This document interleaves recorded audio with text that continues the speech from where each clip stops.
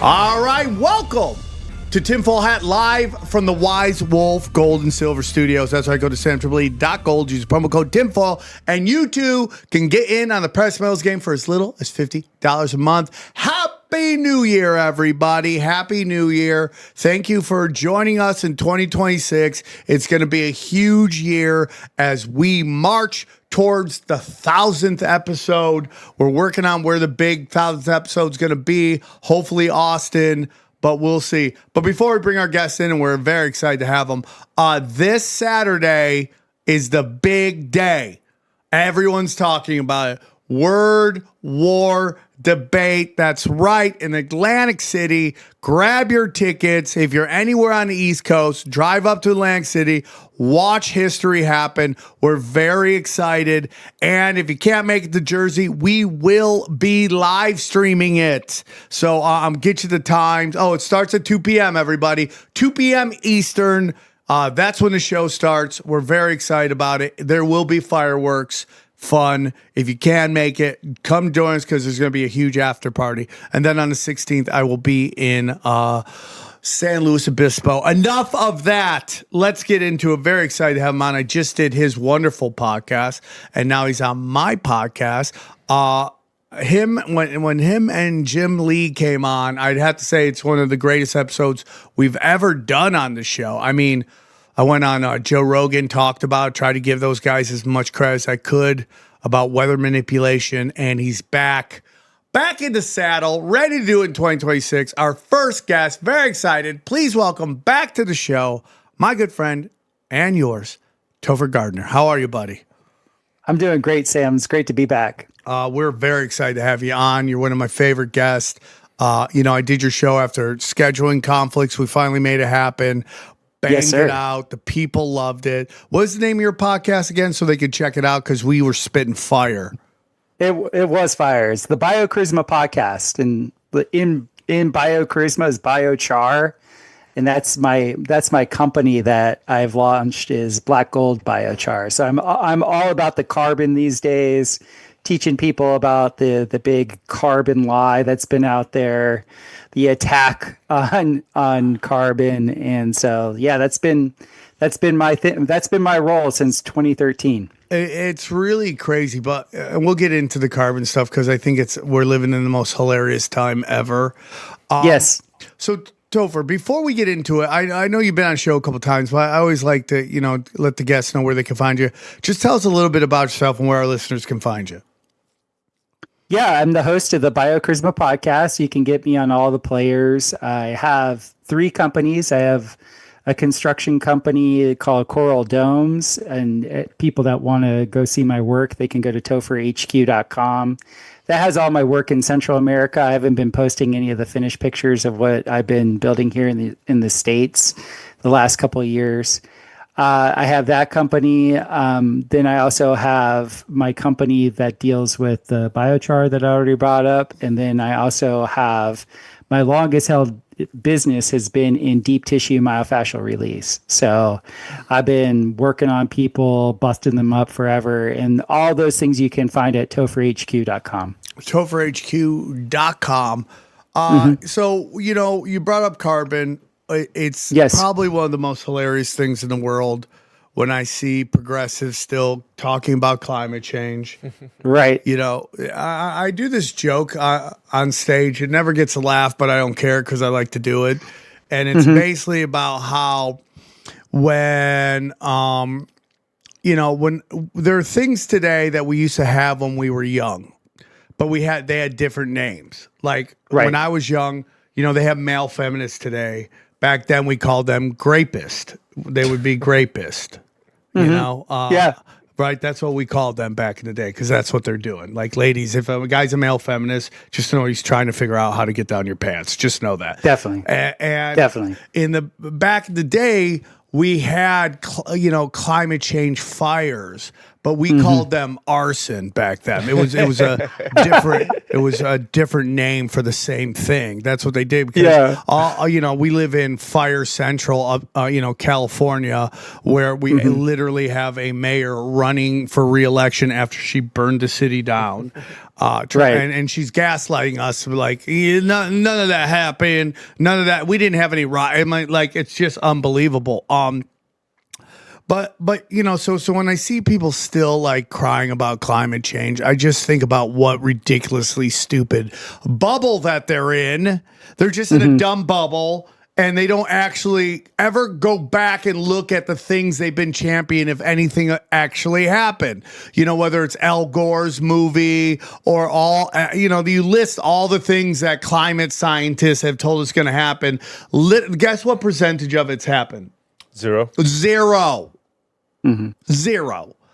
It's very shocking to me that and again, it gets into this rich kids love a war that has no goal line. You could just fight it forever, and you're never going to ever have to worry about winning because you can't win it. How can you end racism? What is the end of racism? What is the end of sexism, homophobia, transphobia? It doesn't matter. It's not meant to be won. It's meant to be waged. And climate change is like that. What are your thoughts? I totally agree. Change, when I heard that, like, there's nothing more malleable than our environment. Like, we're all terraformers, right? Everything's always changing. Like, I think there's a Taoist proverb that they say is like thousands of years old, where they say you can never step in the same stream twice or the same river twice. That's literally saying the only constant that there is change. So the absurdity to think that, there's climate change. Of course there's climate change. They had to rebrand from global warming. Yes, you're right. Because the late 90s, early 2000s, they were like, global warming. And then they're like, we have record cools all over the place. Right? There's snow in Phoenix. There's snow in Phoenix. They're like, but it's global warming. You're like, what are you talking about? Yeah, dude, I've lived and built all over the world, and the constant that I've seen that the UN has propagated is they changed like the good old Catholic guilt, like where you had to pay your like 10% tithe because you're a sinner. They converted it into green guilt. They made it into, we're going to make these people feel extremely guilty for just breathing carbon dioxide.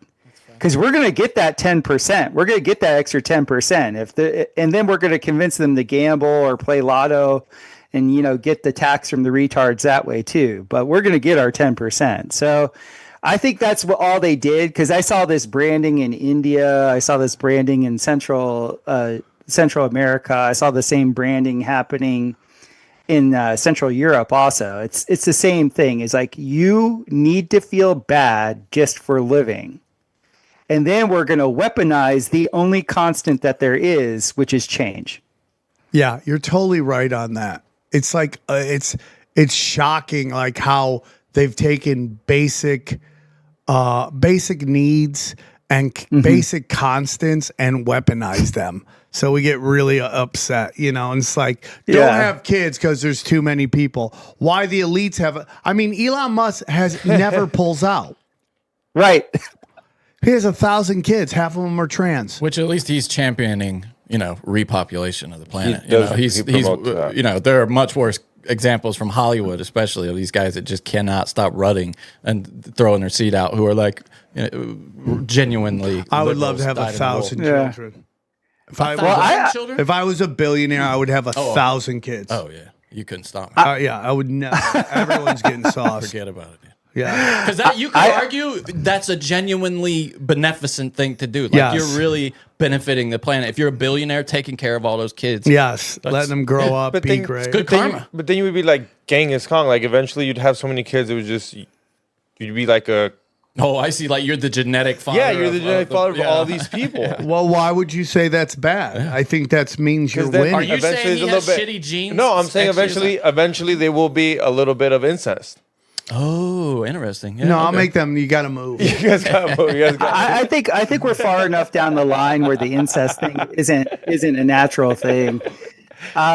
It's been proven. Like I saw this incredible study that happened in Britain, I think from 1980 to 1990, and the study started off as a contraception study, and then it had to shift about 3 or 4 years into it because so many of the women were cheating on their man, and whoever they would cheat with, they wouldn't use contraception.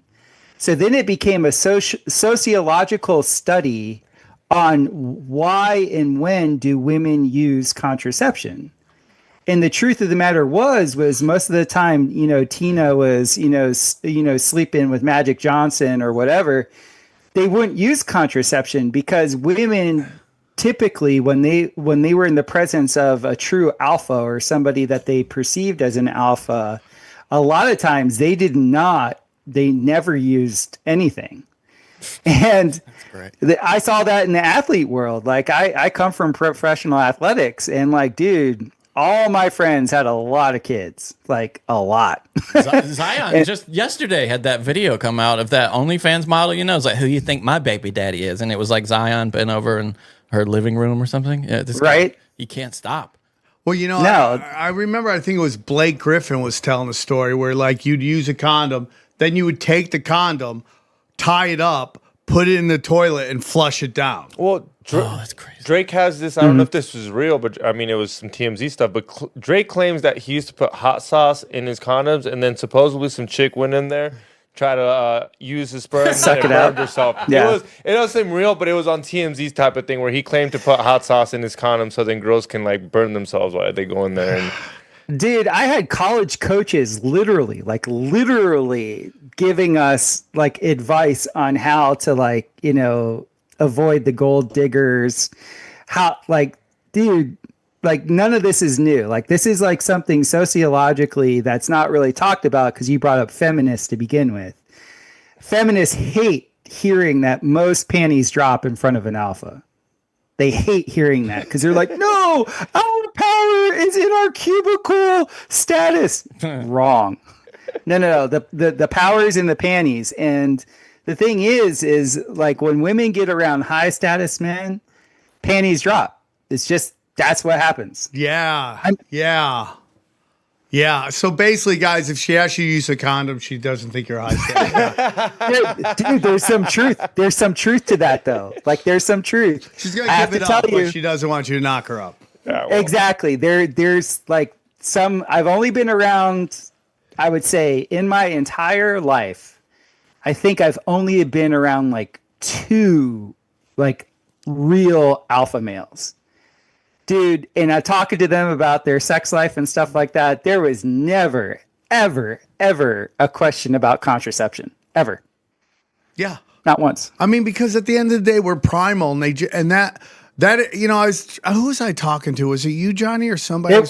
Maybe it was on Broken Simba. I was talking about like you can tell who's living a more proper life based on their energy and happiness, Yeah. right? Like compare SEC football fans to Antifa. Right, like who seems a lot happier, right? That's right. Have you ever seen a sad, like a miserable SEC football fan? No. Nope. They're living a very primal, family-driven, loving football kind of life, right? They got their wife, their kids. They're so proud to be banging their wife all the time. They're just proud people, right? And then you got the Antifa people. Like I was telling, I just did Gavin McGinnis's podcast the other day. He was because he's going to be one of the talking heads on World War debate, and we were just like, I looked at because I did a show with him, a stand-up show, and Antifa came, and they were just so unhealthy, dude. They just looked miserable. Yeah. No, you're right. They just looked miserable. Because they are. Yeah, right? So it's like, are you getting closer to God? Are you getting farther from God? Yeah, and that's soundly biblical. You can judge a person by the fruits of their labor, and you can spiritual fruit, the same thing. Yeah, it's so interesting with the Antifa, especially. I mean, there's something to me like significant about them hiding their faces. Like, why are you hiding your face everywhere? Those guys don't. They're not. You can't really argue they're worried for their lives or anything. So I think it's really a primal, like shame or something essential. Deeply rooted. Yeah. It's just very weird. If your hair is dyed at a super bright color, I'm not saying everybody, That's another way of hiding, though. That, you know what I mean? Like, Well, even with a lot of tattoos, and I'm a guy with a lot of tattoos, there's something to that as well. You know, like, why are you, disguising your body so much? There's something to that, right? I mean, it's just the way it is. And I'm a guy who has a lot of tattoos, plan on getting more, But it's again, and I get hit up a lot by all 5 of our female listeners, and they're like, "That's not me. I'm not that." And I go, "You're totally right." And I'm not talking about you. I'm not talking about you specifically. I'm talking about the cult of feminism. And that's what we're talking about. You can tell when someone is deeply lost in the cult of feminism. And you ever see these pictures of like a girl goes to college, how she looks when she leaves high school, goes to college, and then 1 year into college, she looks absolutely monstrous. Is that even a word? monstrous? Monstrous, maybe? She looks just completely like lost, like a million piercing neon green hair and all that stuff, because they start worshiping at a not natural altar. They start fighting their own drive, and you have primal drives. And guys, let's say you could do it too. There's definitely guys who, you see them go the opposite. You got that one kid now that's kind of become this alpha influencer, and he's microdosing speed. Have you seen that? No. He microdoses speed. Really? Yeah, he's talking That's about so funny. he's talking about those guys that like he also like does things to his face, so they're like enhancing he's like themselves. a body modification. Yeah, guy. No, Yeah, but he's there's one of a those term guys. for it. It's not glowing. He's up. looks maxing. He's Yes, look. yes. Is it called look maxing? Yeah. This sounds like a bunch of old guys talk, but it is really. It's like look maxing, and it's like gay. It's like it is. and you ask him like, "Do you got girlfriend?" I suppose he got in a fight with his girlfriend on video, and something happened. But he's like, "I don't even care about chicks. I just want to impress guys." I'm like, "That's the weirdest gay. shit I've ever heard in my that's gay. life." That is Women weird. do that. Women dress to impress other women. Well, okay, Right. well, what do you think about Nick Fuentes being a virgin? You think he is one, or you think he's just claiming that? Because when your parents did it, I think that's different when he's- your parents did it. What do you 'cause- think? He's a virgin with a woman. Oh, boy. He might not be a virgin. Somebody has to be specific with him, because I get nothing but gay vibes from that dude. The truth of the matter is, literally, happy people don't tell other people what to do. So all you have to do is look around your environment. If you have somebody telling you that you should do something, they're miserable. Misery loves company. If you're with a hottie and you just have this like great loving, physicality with them, and everything's going right, and you got, money in the bank, you're not telling anybody anything what to do. You're not. It's such a a good very interesting thing, because there's a lot to what you're saying. Listen, we were just talking to XG. He's a Mexican who snowboards, which is the most unnatural thing in the world. That just broke my mind. Yeah, Like, it's just literally not can't. natural. I And don't. he's trying to do white shit, right? And we looked up, the country of Mexico has won 0 Winter Olympic medals. 0, not one, none. They haven't even won what was it, Johnny Curling? That is just basically housekeeping on ice. They didn't even win that. And Sam was talking shit, and I thought we should have won that at least. I was like, Sam's got some point. You should get all the maids from Holiday Inn and just throw them on ice skates and watch them clean the ice rink. They should win. Are you sure Mexican snowboarding isn't like, code for let's run some cocaine or something? That's the only snowboarding that they're doing is running drugs. That's it. They need their own cool runnings. Remember that with John Cannon? Oh, that was a good movie. Yeah, that was a good movie. We have to get like a outlaw Olympics, where it's like all Nice. the illegal stuff and who's the best at that. Oh, yeah. Oh. Dude, that's the original Wayans movie. I'm gonna get you, nigger, where they had like the inner city Olympics, and they had them like running the 100-meter with like the TV on their. And they had the guys that were like trying to get away from the pit bulls. Like that was the original Wayans classic, man. That was a classic, dude. That was a classic. Guys, listen to me. You know me. I'm trying to get in shape. I'm trying to lose these man-chi-chis. I'm trying to do whatever I can to live a better, healthier life. We have health experts coming on here all the time trying to tell us the best way to optimize our health. Well, guess what? I'm also doing that with my dog. I love my dogs. We just lost the great Pollyanna. We did whatever we could to keep her healthy, let her live as long as she possibly can, okay? And if you love your dogs, you got to take care of them. You got to take care of their health. And that's why there's no better place to go than betterwild.com. I know my dog is always scratching its ears. You know, it's prone to ear infections. It gets rashes. It's eating grass and all this stuff. And Better Wild has allergy relief soft chews. It's a supplement designed to support your pet's allergy defense system by strengthening their digestion. Better Wild allergy supplement chews have a special blend of wolf probiotics called Ancestral Advantage that support long-term allergy relief by strengthening their natural defense system. Yeah, listen, and it's important because, listen, our dogs are living better than ever. I mean, my dog lives a better life than I do, okay? But let's face it, the truth is dogs still share 99% of their DNA with wolves, and there are things about modern life that makes it harder for them to stay healthy. Dog allergies are up 30% in the last decade, being exposed to all the pollen, dust, mold, human dander makes dogs' allergies worse. 90% of your dog's immune system lives in their gut, and weak gut leaves your dogs more vulnerable to allergies, and that's where Better Wild Allergy Relief Soft Chews come in, okay? And let me tell you, Better Wild Allergy Supplement Chews include, ancestral blend of wolf probiotics, all right? They got cholesterol, all right? And then they got salmon oil. Are you for real? That's what we're talking about. We're talking about Super Blend for your dogs. It's the best. So Better Wild is committed to helping your dogs with science-based, veterinarian-approved solutions that you can feel great about. So right now, Better Wild is offering our listeners up to 40% off your order at betterwild.com/tinfoil. That's betterwild.com/tinfoil for up to 40% off your order.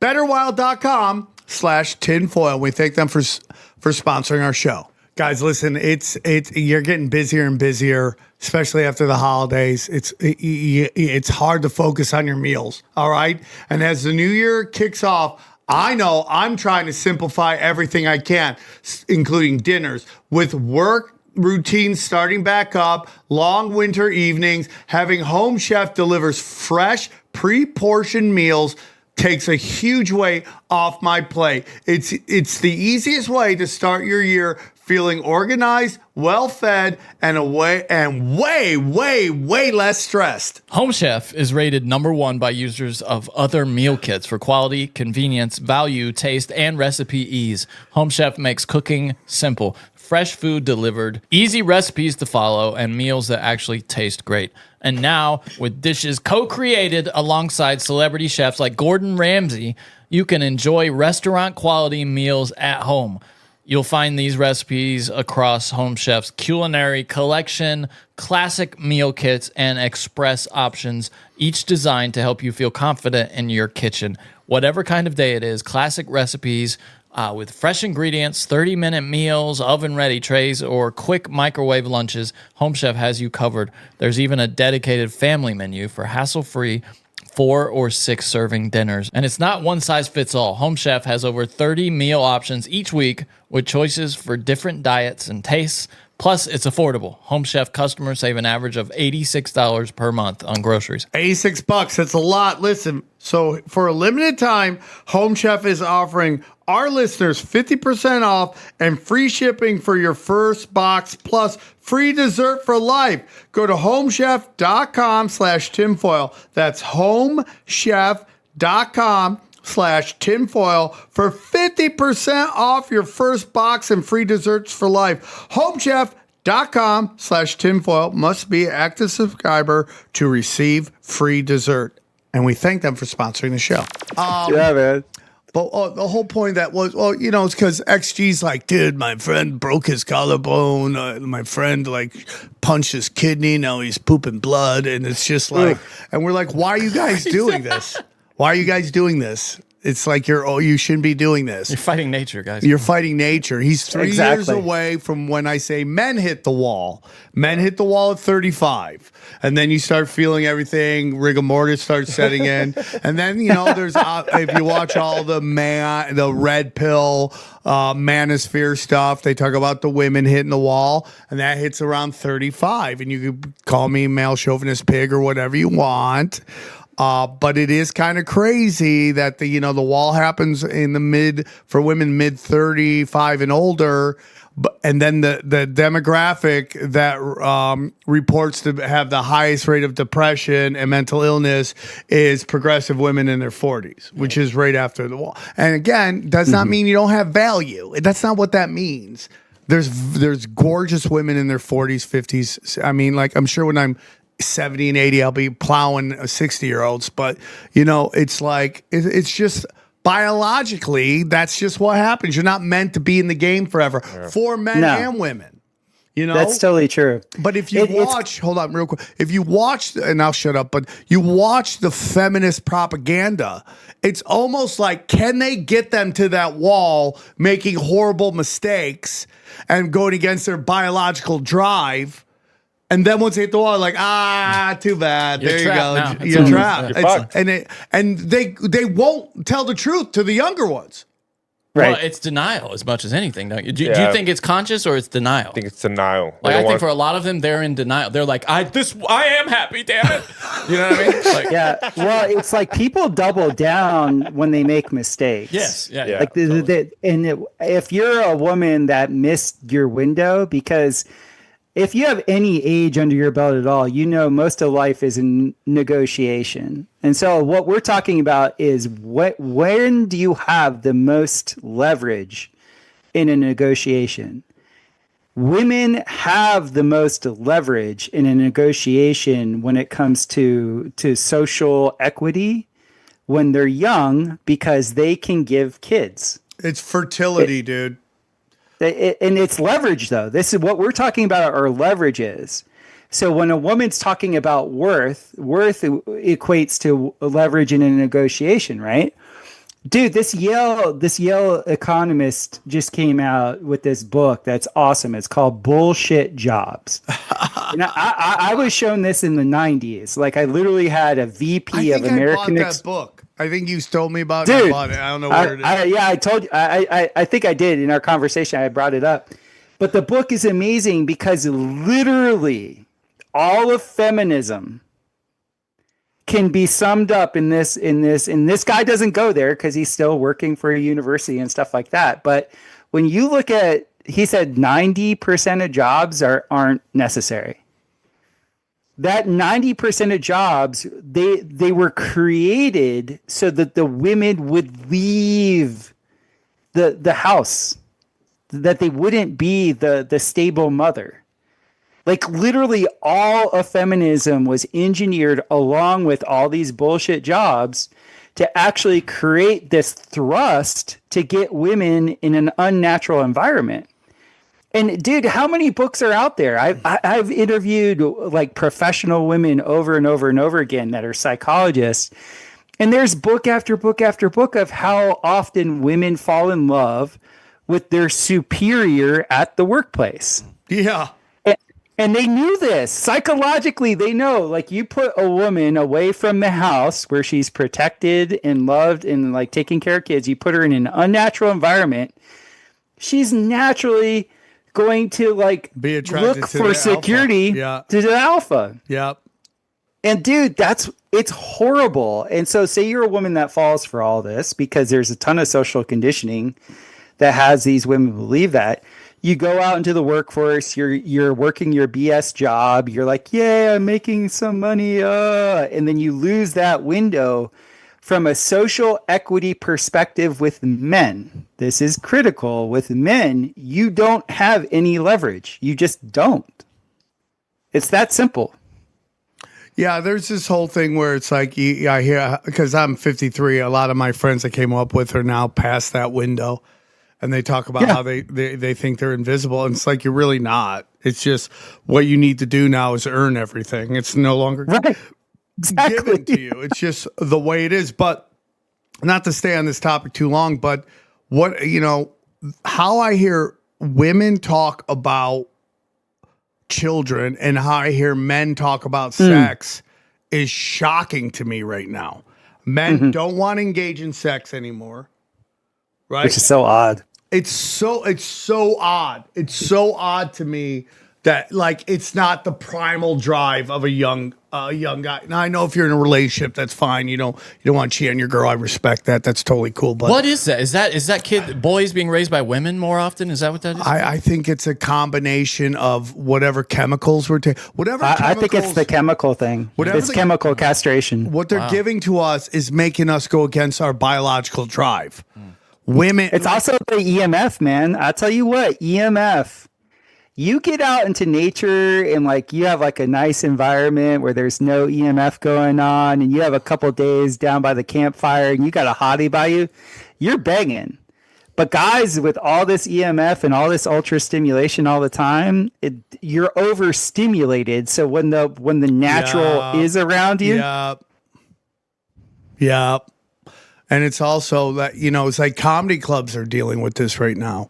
There's so much comedy on the internet that people like, why do I have to go? Why do I have to go to see a comedy live when I could just watch it? So unless an Andrew Schultz or Tom Segura is coming through where, I got to see him live because it's this huge comic. Why do I need to go? I can just watch their special on the internet. Like strip bars are dealing with that. There's so much sex on the internet that guys aren't going to strip bars like they used to. It's like, why would I don't need to waste all my money. I can just get this at home. And it has done that. My daughters love their iPads. They love their iPads. And you can yell and scream at me, get them off the iPad. It's just the time that we're in. It's like impossible to let them go outside because there's so many creepers. And now they're on the internet talking to creepers. It's like, it's a real war on the soul right now, dude. It's a real war. I got to watch this like firsthand. I had a very specific experience. When I moved to Costa Rica, the cell phone towers hadn't gone up yet. And the average family had 4 kids. And from 2007 to 2011, all the cell phone towers went up. And I had I have construction companies, so I had young men on my crew. So you went from a house that would have on average 4 kids, where they might have 2 or 3 channels that they could watch on a crappy cathode ray tube TV. Right. To within a few years, they had a flat screen, and then they had their cell phone where they had HD porn. We all got to grow up and kind of like, simmer, like we're like the frog that doesn't get out of the pot because we were simmered with the level of exposure to pornography. These guys went from 0 to all of it, and it ruined their mind. Now, out in the campo, that's what they call the country. Out in the campo, the average family is having less than 2 kids. That was in one generation with exposure to all this EMF and all the porn and all the stuff. It's a weapon. Well, that, and I honestly think that everyone having low T is literally your phone right next to your dick. Yeah. I honestly think that's a reason for low T. Sure. People want to say other reasons, obviously low T because of like porn, everyone's jerking off all the time, so your T isn't going up. But I also think it has to do with your phone right next. Like right now, look, I got a laptop right on top of it. Yeah, we got this protector. No, we got this protector. Your girlfriend's gonna kill us. And we've talked about it. You fly all the time. You sleeping right next to a TV. Yeah, I mean, it's kind of crazy. It's just a war. And again, ladies, I'm not going after you. I'm just saying that the cult of the unholy war of feminism is like done incredible damage. And you see a lot of the younger generation, because they zig and they zag, that they're starting to wake up to it. But again, we've talked about this before, but it's like, it's so crazy to listen to women like want to pick work over family. Because when you talk to the elderly people who are like kind of on their way out, they always talk about how much they work too much. It was just, they were just working too much. Do you think the pendulum might be swinging as of like right now? Yeah. Like the kids that are growing up right now are not going to be so career oriented where they're like, I actually want a family. I'm looking at my aunt. My aunt looks fucking sad with their 4 cats and no family. Where they're like 100%. I have friends of mine that their windows are short. I'm like, just at least have one kid. You got to have one kid. It will make aging so much easier on you. It would just because you don't care anymore. Like you don't care that the phone's not ringing. You don't care that you're not at the clubs. You don't care. Your focus turns on the next year, and that's how it's supposed to go. One thing that we should like bring up too is that we've been under like the Rockefeller medicine industrial complex, and their whole thing has been we want lifetime illness. We don't necessarily want to kill people.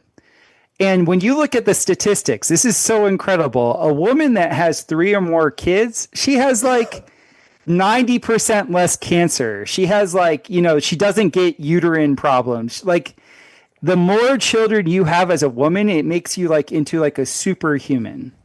I met a woman in Nicaragua I met a woman in Nicaragua that had 15 children and she was opening up her own coconuts at age 90. Like she was a hoss, man. I was gonna say, what's the blue zone? There's these things called blue zones where people live over 100, and all those, and it's usually females. It's all those females always had like 3 or 4 kids at least, and then these blue zones, minimum of 4. It's this in the one blue zone. It's this one in Japan, and it's known to like make Okinawa, right? Oh yeah, and all these females, guess what? They have kids. Well, like, let's not just sit on women because it's it takes 2 to tango, but it's like what are guys doing now? Like. They can't fill jobs anymore. Nobody wants to work. I had a friend of mine. He, the summers he would run public pools. He can't get any lifeguards. These kids don't want to work. They all just want to be influencers. Like, and there's so many jobs. And this has come from guys who make their living podcasts. I can understand the hypocrisy of that, but I literally can't do anything else. And I'm barely good at this. You know what I'm saying?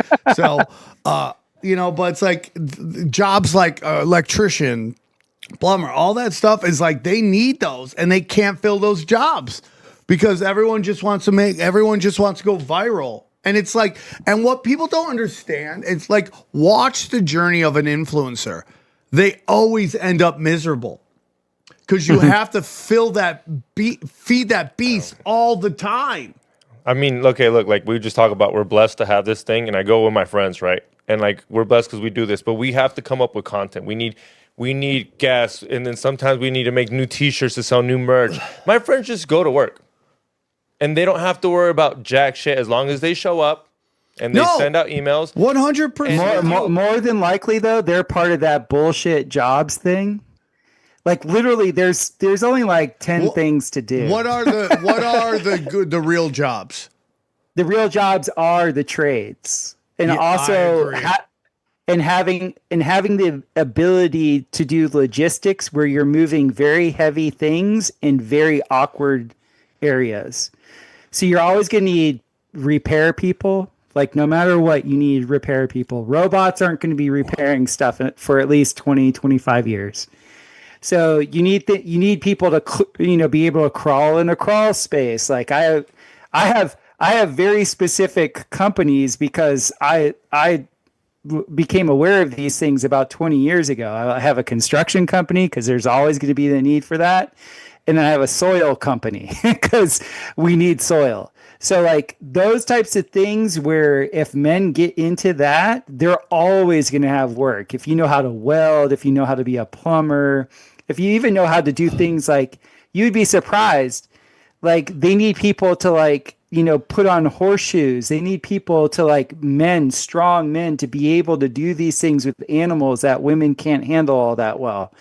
There's so much work out there, but you have to be able-bodied. And the problem is with like, the same thing that's neutered men with their sex drive has neutered them with their bodies. Like the picture of my dad's graduating class at Stranahan High School in 1963, it was like an Abercrombie Fitch model scene. There was like all the guys had 6 or 8 packs. They used to do like they had to pass PE. You didn't like just go and have like an hour to do nothing at high school.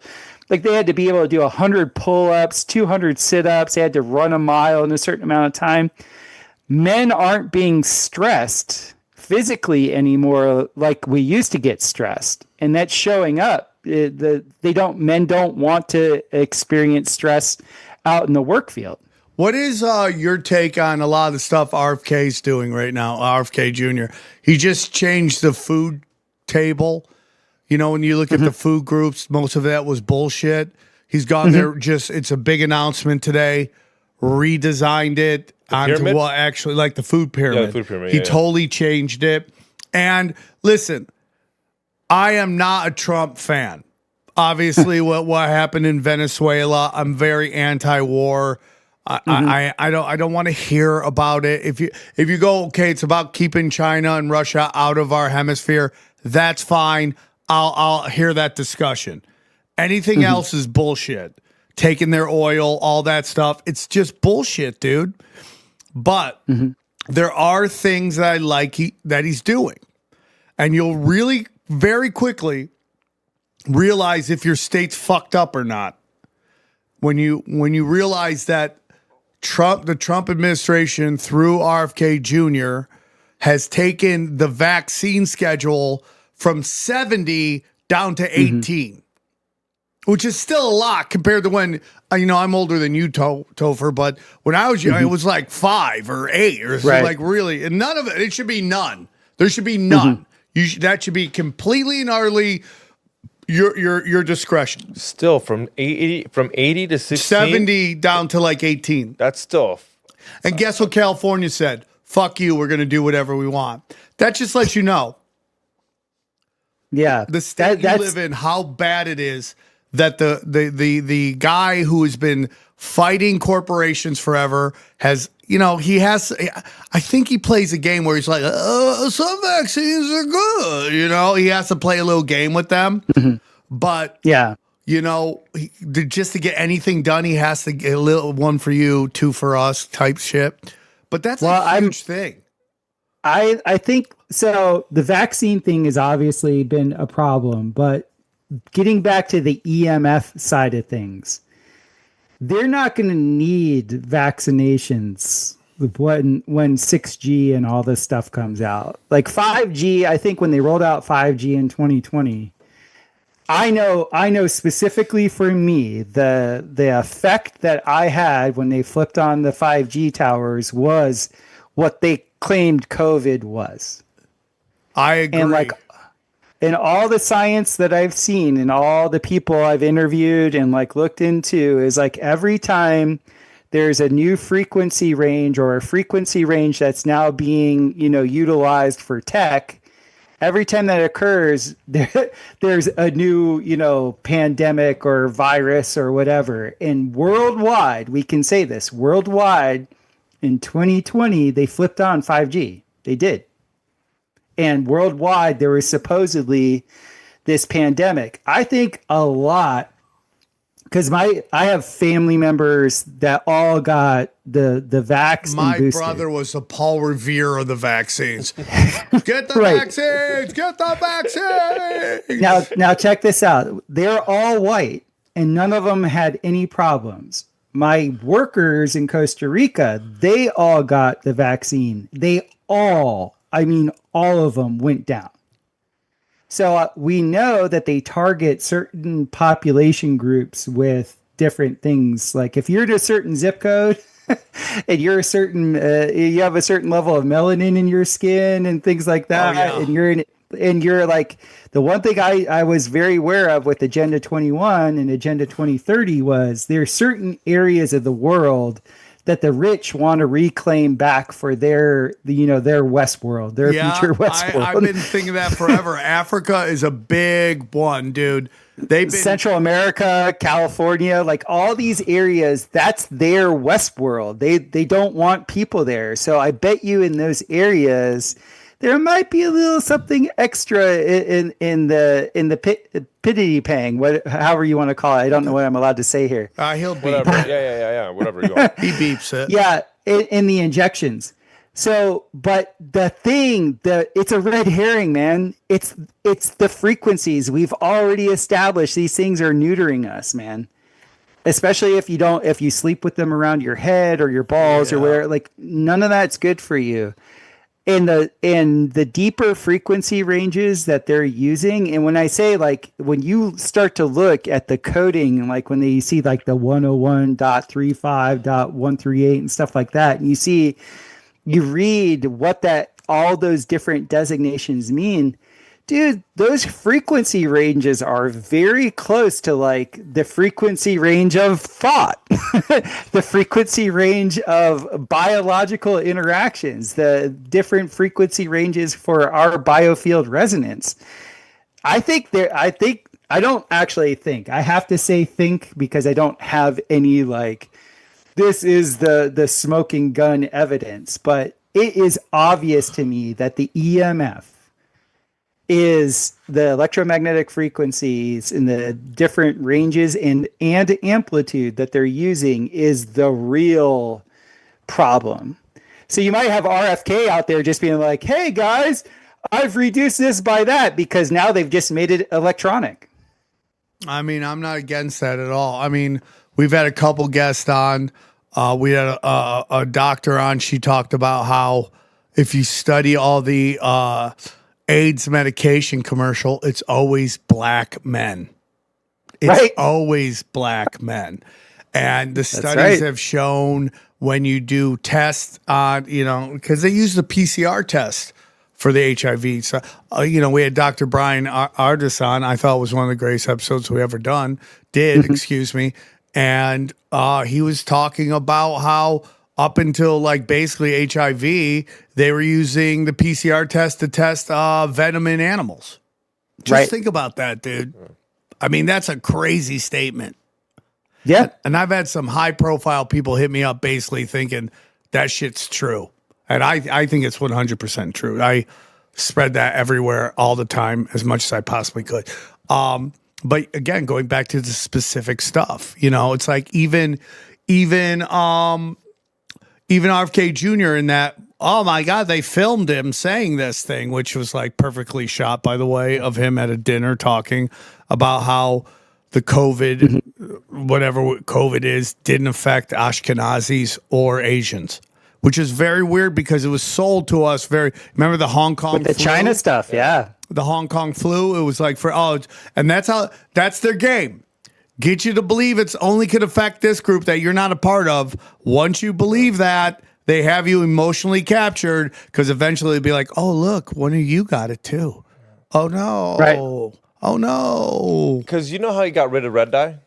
Yeah. I didn't think it was like, not that I think it was real, because I'm like, you're not going to really stop producing food as red colored dye. They stopped doing that at Hot Cheetos.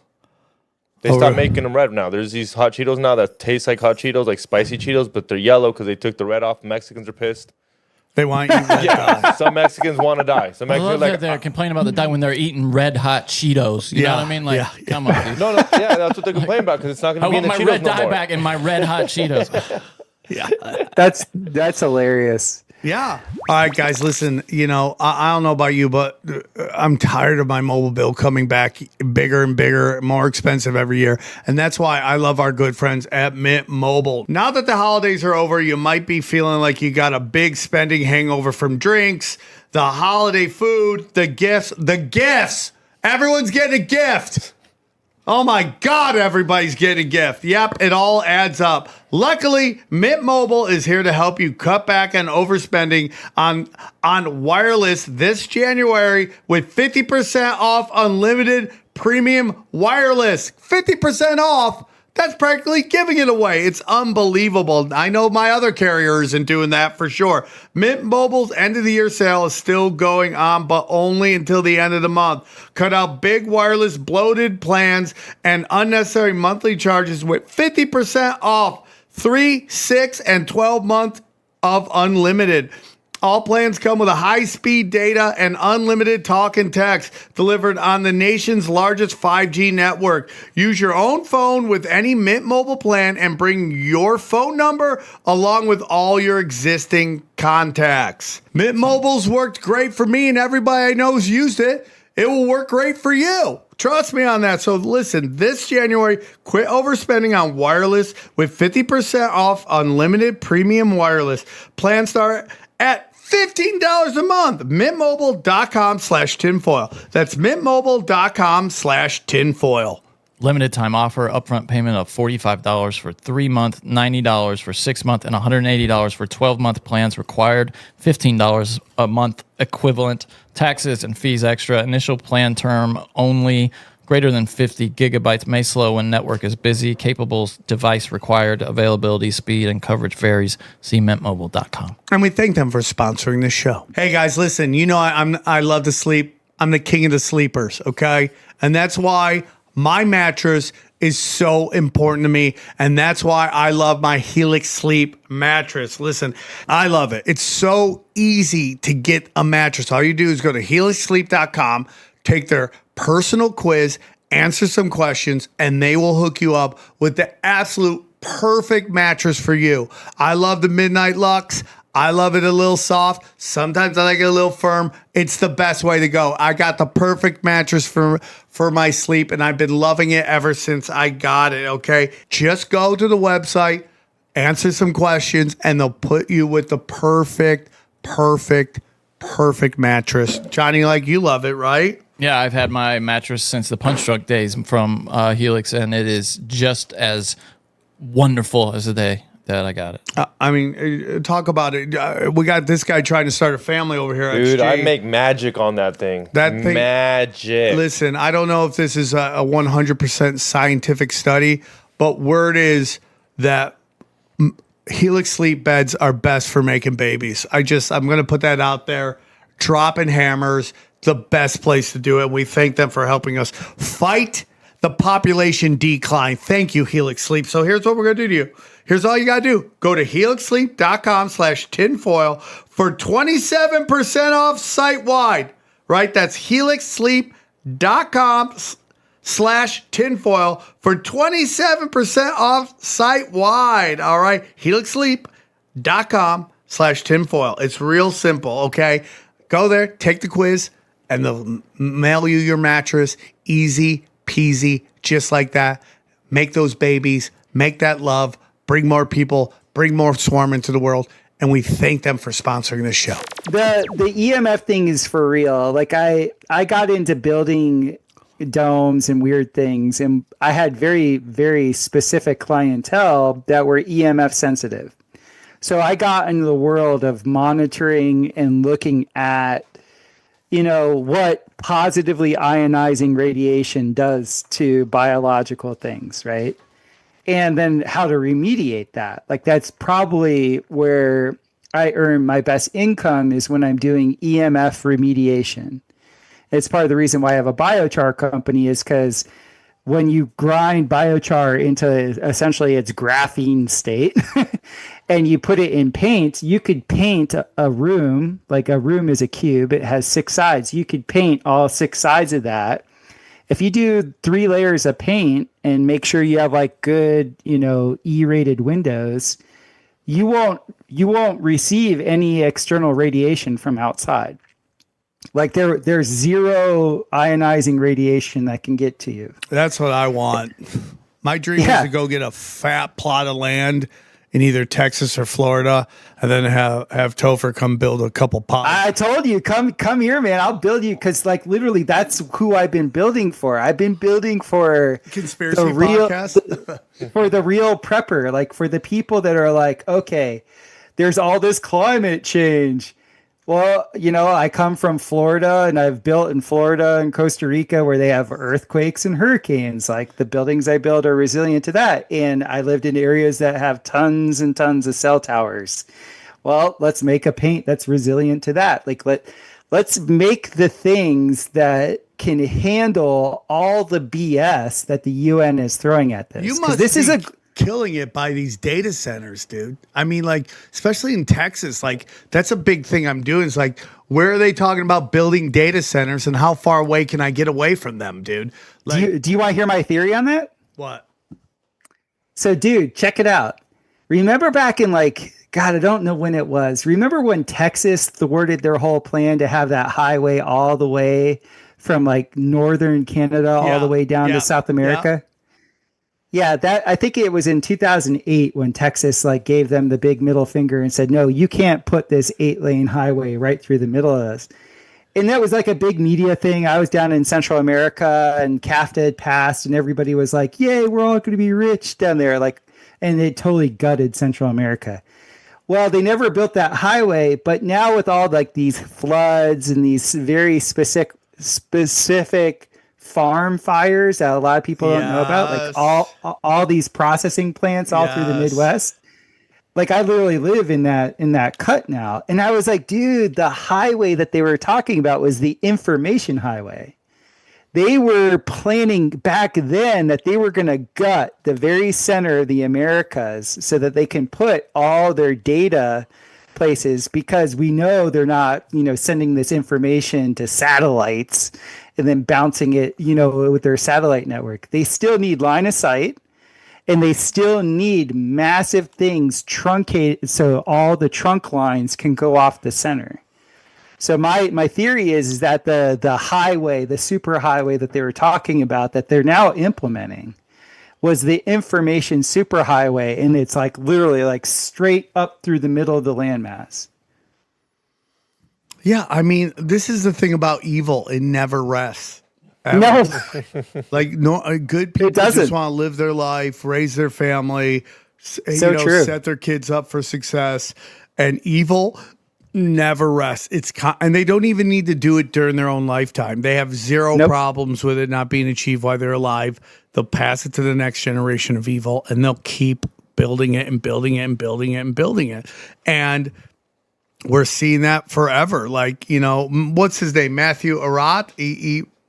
Arrett. Arrett. I got to remember how to say his last name. I feel so bad. He came on. He basically talked about how, I don't know if he said on the podcast, but I've been reading his book, and his book was basically, Johnny, did I tell you this? That the Greater Israel Project, the map of the Greater Israel Project, is almost identical to the map of ancient Babylon. Oh man, imagine that! Like the outline? Yeah, the borders of ancient Babylon and the borders of what they want the Greater Israel Project are almost identical. They're staying on brand, man. They're staying on brand. And Johnny had the line of 2025. Congratulations, Johnny. You got line of the year that the Greater Israel Project is the Kevin Bacon of conspiracies where everything's connected to it. 5 degrees at least, And it's just the truth, dude. But why do I bring that up? It means because they've been planning this for over 100 years. The plan they've been wanting to bring back Babylon for thousands of years. Now they're actually going for it by destroying Palestine and going into 5 wars around Israel, which is what this psyop they've ran on us. That Johnny, thoughts? You made us smirking. No, you're 100% right. And it's like this fake Israel that is not the Israel of the Bible. Mm-hmm. They're just so incredibly smart in how they do it. He talks about most of this like apocalyptic, doomsday, end of days stuff is all fake astroturf through these secret societies to kind of create, people to be docile that something's coming to save them. Right. Like in a cute type of way. And like, I have a lot of religious friends, and there's a lot of religious people who listen to this podcast. I'm a Christian. I'm not insulting your beliefs. That's not what I'm saying. I'm saying this is what he said in the book, and it kind of lines up. No, and people have been abusing Revelation prophecy since the book was written. You know what I mean? People have been saying, using it to motivate people to do things they want them to do. Yeah, 100%, Johnny. Yeah. And especially when you study what these secret societies have basically been running a play on us right now. Definitely. Literally a theatrical play of end of days. whether it's Yeah. the red calves, whether it's the building of the temple again, and all that stuff. This is all astroturfed, following a play, page by page. I mean, how long have we been hearing about Antichrist? Like this guy's the Antichrist. No, this guy's the Antichrist. I mean, Dude, every president's like, this is the Antichrist. For sure Trust us on this one. Yeah. This is why I'm such a fan of the theory of the little season. Like the little season stuff makes so much sense to me because what have we witnessed in our lifetime? Everything's inverted. And that's what the shaitan, that's what the enemy of humanity does. It inverts things, right?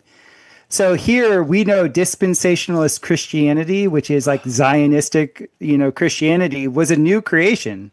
That was created in like 1870, like the Darbies and all that. Like I live in the middle of like dispensationalist land in Missouri. Like it all stemmed from here, which actually came from British think tanks. Where have we seen British think tanks engineer the world?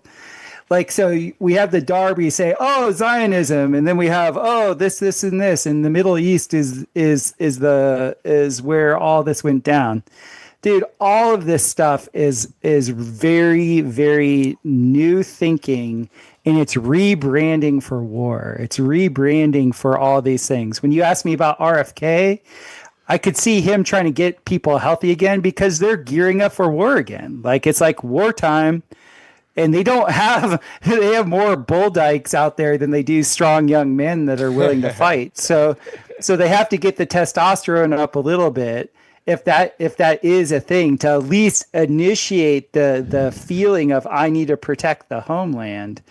But the little season stuff to me is exciting because like we know history is a lie agreed upon. We know that the storylines that we give for all these structures, all these things that have been built that are so phenomenal and so overbuilt, like it's just like there's no way the story that we are given fits how these things happen. None of the timelines work. None of them work.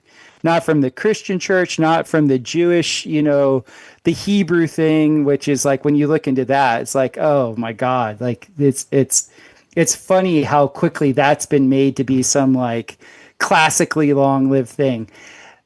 Dude, it's all a LARP. They're LARPing us now because we are the rest of the dead that the Bible talked about. We are the ones that are after the millennial reign. We're the ones that are here where things are kind of easy. Like let's admit it. Let's just like put down our victimhood and just like life is pretty easy. Like we've already established young men don't have to really work. Like nobody really has to do anything to survive anymore. Like everybody's just surviving. Yeah, I mean we have fat homeless people with iPads. I mean, dude, like literally, like it's not hard to survive. Like everybody's surviving. And they're only dying from like things that are of excess. They're only dying from like depression or like things that are like because there's an excess in their system, not because there's a deprivation in their system. So it's to me, it's just like this is like the time period after the big incredible like the time where all the cathedrals were built, all these buildings, all like just the immensity of what our forefathers did is here. And then we're left with a bunch of liars from these like secret societies that are running around saying, hey, we founded this. And, oh, if you only had a better work ethic than I did. I'm sorry. I'm 50 years old. I remember the old school guys back when I was in my teens, and none of them worked hard. They were all doing their thing on the golf course and agree more, dude. Had their mistresses. No. It's not about working hard. We've all heard the saying, it's not what you know, it's who you know. Dude, it's been that way from the get. We are literally riding the coattails of a former generation that inherited all this wealth And now we're riding on fumes because the population has gotten to a certain size where it's just like, oh, we can't ride on these coattails anymore. Everybody wants to be on these coattails. And so they have to foment war. They have to create all this falsity stuff just because it is a distraction. It's always a red herring. Literally, they're saying the plot of the movie Wag the Dog is like Exactly. the president gets accused of being a pedophile, so he goes Right. and invades another country, which is exactly what happened with Venezuela, right? I mean, literally, it was like, oh, dude, Epstein list, oh, Venezuela. And that whole thing is weird, too. Like, have you noticed that, like, throughout his extradition back to America, he had 4 different outfits on? I did not notice that. He's constantly a different outfit. He's like Mariah Carey of criminals. He like has a new outfit every time we see him. Because I saw them. And then That's he's hilarious. doing like Pokemon, like he's doing like K-pop poses with everybody. Hey, dude. Because they let him keep his glasses on. It's very weird, is- dude. It's the whole thing is just doesn't make sense to the point where I wonder if they made a deal with him. Just come here, get out. We're not going to take you out. You can go and have your own bodega in New York City and just chill. You know, like whatever it is, dude. We'll throw you a bunch of cash. But it's definitely weird. You know, we've had Ed Marbury on, Mayberry, right? Is that? Mayberry. And great guest, great guy. Love him very much. He doesn't think we're in the little season because he's like, there would be no mountains and everything. But a lot of this stuff looks like melted buildings to me. Like something catastrophic happened and melted a bunch of shit. Dude, here's the tell. I'm giving you guys the tell. I've brought this up in other shows, but I'm giving you the tell. I'm literally the dude that knows how to make pyrolyzed carbon. Like I have a company, I make pyrolyzed carbon. What's pyrolyzed carbon? What is pyrolyzed carbon? When you take any biomass, like any trees that you see out there, anything like that, and you dry it and then you cook it in an oxygen-free environment, that's pyrolyzation. Well, there's a layer that's anywhere from 1 inch to 2 inches thick all through every single continent's strata that has this pyrolyzed carbon. How, and by the way, if you were to take the strata, you know, like different continents have different shapes and yada, yada, yada. If you were to like normalize where that line is, it would say that it all happened at the same time. Well, how can you just have that everywhere and have it all happen at the same time?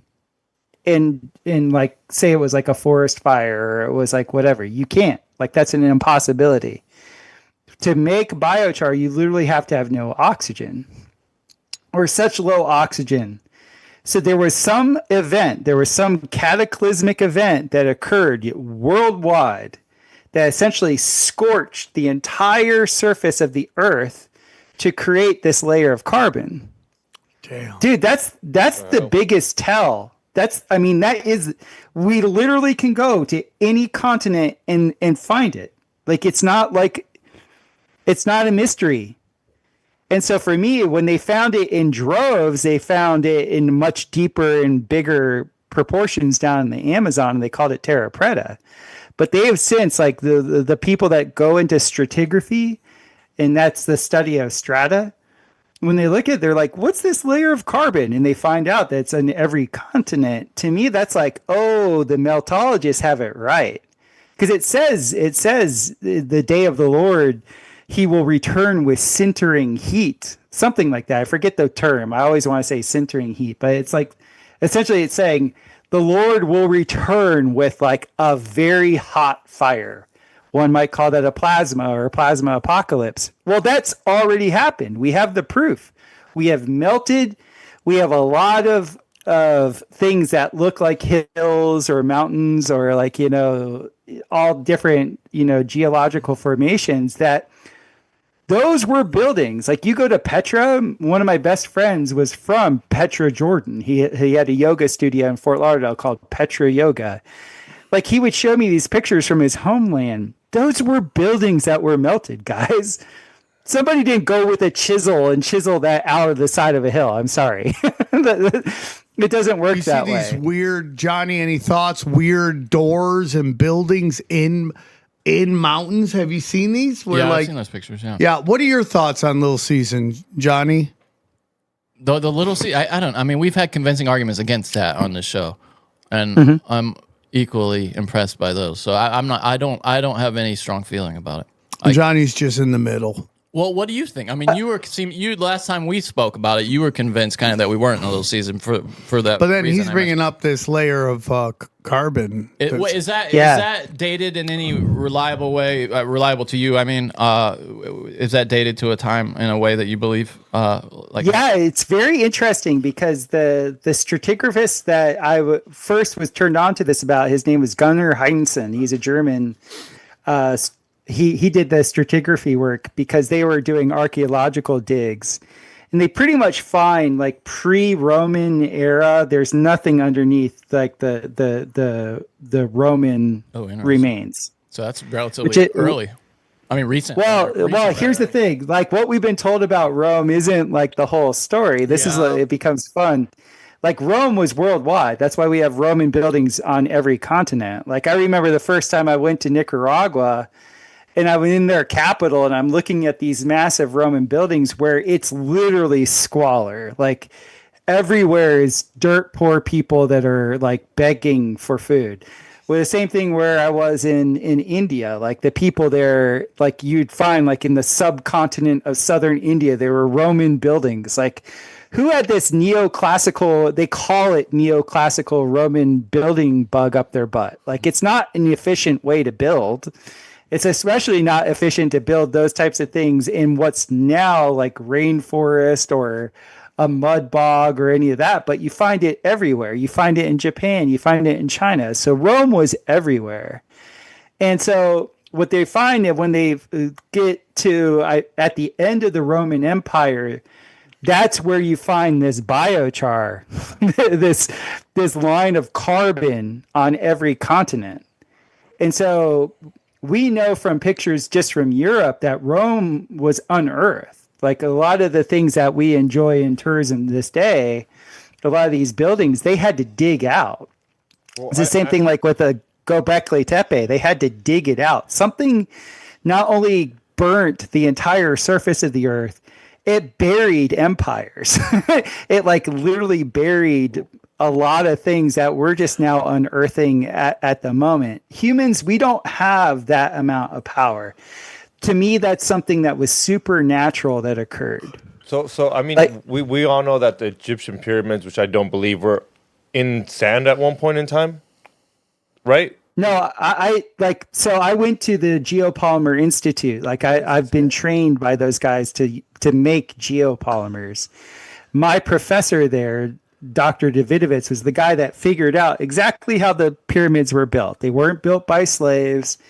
Yeah, every single one of the blocks were cast. Like he figured the whole thing out. This guy has military contracts building like the biggest, Air Force bases in the world, like in New Zealand and like, the southern tip of South America, which makes you ask like, why are the biggest, Air Force bases down in those southern tips of places? But he's the guy that like, oh, we need to like land this, 2 million, kilo plane. Like I need a runway, an airstrip that can handle that. So they build those out of geopolymers. He figured out back in 1978 and 79, Zaharie Hawass kicked him out of Egypt. He's not allowed to go back to Egypt because he was able to show that their narrative about slaves cutting this, down the Nile and then like hoisting it. He was able to show like why That's the closer impossible. you get, the closer you get to our timeline, the worse the pyramids get. He was able to show all of that. So like How does none he of think that. they're built? It's very easy. It's a geopolymer. Geopolymer is like, it was like, you've heard the term Roman cement. Have you ever heard that term? Yes. And you're saying cast, right? That's you said that. It was all cast. That's amazing. It's all cast. Oh, you're saying that they didn't move the rocks; they casted it. They cast it. It's very so the ingredients and in the northern Africa has all these ingredients. You have essentially there used to be, where the Sahara is, there used to be a very lush forest. In that forest, they cut down the trees and burnt a lot of those trees for fly ash. The fly ash is calcium. They would add that calcium to a calcium bentonite clay, because bentonite clay is a binder. They would combine that with silica. And then there was a secondary type of calcium that they would get from all the crustaceans in the Nile that they would grind up. That's why you find seashells in a lot of these rocks. You have all these theories out there that were debunked where like, oh, the pyramids might have been under the ocean because of all these seashells. No, they literally, like, if you've ever been to Florida and you look at the pavement in Florida, you'll see that there's seashells in it because it's a great building material. You grind up the seashells because they're brittle, but they're hard. And you add that to another component and a hydrocarbon, and now you have pavement. That's what anybody that lives in South Florida will tell you that. Well, they did that with these blocks that they were making. They would grind up the shells from the Nile, and then there's this other component called natron.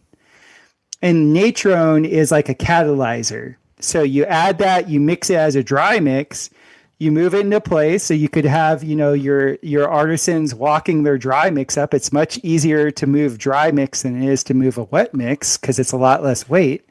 They would pour it into the crevice between the one that was just formed and the next one that they're going to build. So you only need two walls for the form. They would drop in all the dry mix, and then they would wet it from the top. The water would seep all the way through, and then they would lay a casing stone on the outside that had mass to it, because whenever you have a geopolymer, if you can heat it a little bit, it sets much faster. And what he was able to show was they used like the king's and queen's chamber and all that on the inside of it was like a very advanced like rocket heater. I don't know if you've ever seen like a rocket stove. So they were heating it from the inside, and then they were using the casing stones on the outside, which were dark, and that would give you the sun, the thermal gain from the sun, so you'd get heat from both sides. And so it would set, and he was able to predict, and nobody knew this until last year, they found the spiral passageway that would go all the way up. And that's exactly like if you were building a pyramid, you would need a way to kind of spiral up as you're doing your casting. And do you still think that was a tomb for a king, or you don't think that was like a plan? No, you don't think that was a plan? No, you want to hear my wildest theory on that? Oh, well, dude, this is the show to do it. So my theory on that is I actually wrote for Substack. I wrote an article called "A Czar Coffee Guy," but it's meant to sound like sarcophagi. And the sarcophagi. And so what we know is that the sarcophagi that were in a lot of these pyramids is the exact same material as what the old casing stones were on the outside. So a lot of these casing stones were a very specific type of very hard granite. And that's exactly what the sarcophagi were made out of. And I had this is just a theory. There's no way for me to prove it, but that's fine. I have some anecdotal evidence for it. So what you'd see, because one of my teachers, he was actually the guy that like figured out the Dendera zodiac. Like he's been in these chambers, and he said like if you were sitting at the sarcophagi and you were looking at the wall, the hieroglyphs that you would see. When he said this to me, he wasn't making any assertions. He said this is what he said. It looked like Grand Central Station. Oh, wow. And that registered in my mind, and I was like, huh. Well, your friend Joe Rogan, like he loves to do the float tanks, right? So I did a float tank once, and I was like, as soon as it went totally dark, I was like, boom, I was traveling. I was fucking out there. And I was like, dude, it's so easy what these things were. This was their travel system. They would get in the sarcophagi, they would fill it with structured water. And because they said that they were coffins, they're not coffins. The Egyptians didn't do coffins like that. They would actually sit in the water, and then they would close it, and they had a little porthole in it, so there would be enough air exchange, but no light would get in. I bet you they're tripping on something nice, some Egyptian hoodoo or whatever. Yeah, hoodoo. You do. They would get in that sarcophagi, which had the same base resonance as the entire shape of the pyramid. Well, we know what pyramids can do from a negative ionization perspective. Dude, they were traveling. They would essentially go into that sarcophagi. Their consciousness would lift. They would have Grand Central Station right there above them, telling them, "Oh, okay, I'm going to go to this one. I'm going to go to this one. I'm going to go to this one," and they would travel. You're saying that they use these pyramids to astral project. They astral projected, but I think it was at such a high amplitude that they could probably have like other people in other areas of the world that they could walk into. Like if you were at royalty status where you could get in these sarcophagi and use them and do it at the right astrological times and stuff like that, you were like top of the top. Like you were like, damn. And I think they used that technology to be able to essentially teleport their consciousness to anywhere where their network was. Because that's another thing you find on every continent. You find these Roman structures. Every continent you find pyramids. They're everywhere. And now, is your thought that those are antennae at these other locations to receive the signal? Yeah, because they're by ley lines too. That's fascinating. Yeah, which would amplify the signal, right? Yeah, that's interesting. Yeah, you guys have had Dr. Joseph Farrell on a bunch, right? Oh, one of our favorites. Open door. Yeah. Dr. Joseph Farrell and I, we talked about this in earnest because there's a very interesting thing about the classical shape of the pyramid. And this is why I think they were traveling, and this is where the water thing comes in so big time. When you look at a pyramid, and if you were to see two faces of the pyramid, 1/3 of it was one side and 2/3 of it was another side, that angle that you see, the 108, 36, 36, that you would see with that type of geometry is the relationship of hydrogen to water. So I think the worldwide civilization that knew about pyramids, that was their weather control, that was their crop rotation control, that was their consciousness control. Because he's all about the Death Star. Like he talks about the Giza Death Star. And I brought to his fact, what's the easiest way to control life in the world is to control water. And so if you wanted a weapon, you would weaponize water. Well, I think that's what they did with the pyramids. Because when you see that relationship, there's a thing in biomimicry. If you can mimic something that's in God's law, you're going to have a very effective thing. And they figured out that relationship because we've all heard the term of the molecule H2O. Well, H2O is like you have your two hydrogens and your oxygen. The triangle that they make is that 108, 36, 36 that you would see from the pyramid if you saw it in that ratio that I talked about. So they mastered the phi ratio. Damn. And in mastering the phi ratio, we're made of water. Right? Our bodies are made of water. Why do you think you go into a float tank and you have 100 pounds of magnesium and you're in water? It's like literally when you have all that magnesium, essentially the water inside you and outside of you become like communicative, right? Imagine if that was resonating with the full shape of the pyramid, man. Are you kidding me? It would be a resonant cavity. You think the pyramids were float tanks? I think the sarcophagi within the pyramids were the float tank. Damn, dude. Man, we had some cool shit back in the day. Yep. Dude, we had this place on lock. I'm telling you, we are at the end of the Kali Yuga. I agree with that. That means the golden age, when the golden age was popping off, you were flying around as a pharaoh. You didn't need any vehicle. You didn't need spinners on your Cadillac. You were zooming, man. You were going. Oh, I want that so bad. Dude, the tech was like, we're used to electronics. electronics is not the tech, man. Our body is the tech. And in the golden age, the body, along with the environment, were totally in sync. And then we're able to be manipulated in a way where, boom, like, oh, I need to go over to that continent. You would transport when the timing was right. Like, that's the level of tech. The tech was so incredible. It's like if you've ever met like a super wealthy person, you'll never know that they're wealthy. It's the same way with the tech. If you ever come across like the real tech, you'll never even know it's there. Like, are you talking about like the ability to astral project and all that stuff and time travel and all that? Or is what we talked about in your show hardwired mysticism?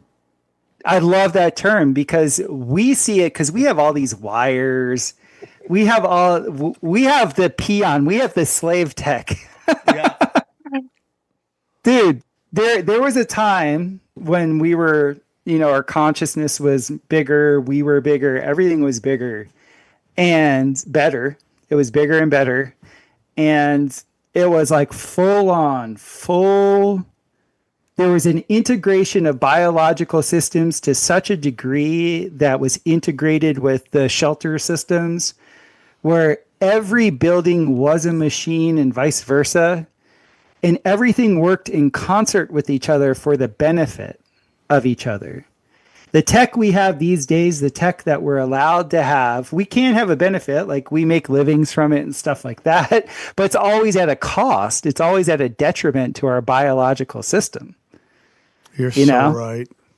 And it's so crazy because you brought up, finish your thoughts. Sorry.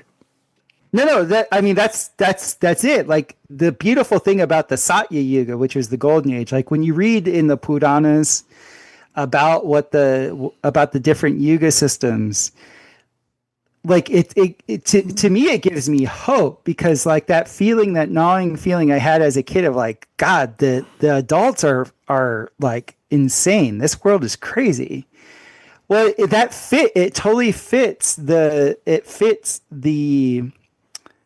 Kali Yuga's whole thing. Like the whole thing that we're seeing with gaming, like the gamification of everything, what we're going to see in the future with our biometrics relative to gaming and all the betting that's going to be going on with our biometrics. Like all of that is literally described to the T in the Kali Yuga at the end of the Kali Yuga. But when you look at the Satya Yuga, you have things like the sarcophagi in the pyramids, and people could teleport and there was no line because everybody could psychically tell, and like auras, the biofield anatomy of people was just known, and like it's a totally different thing. And that's why the whole little season thing really appeals to me, is because that if you were to take definitions away and say what would be the characteristics of that time, what it's saying is it's at the end of the end. Because most Christians that are looking for the end of days, in their mind's eye, they're like, oh, the millennial reign of Christ will happen, but there is more in the Bible than that. And like Ed Mabry, I've listened to him a bunch. I'm friends with the Nephilim Death Squad guys, and we've talked.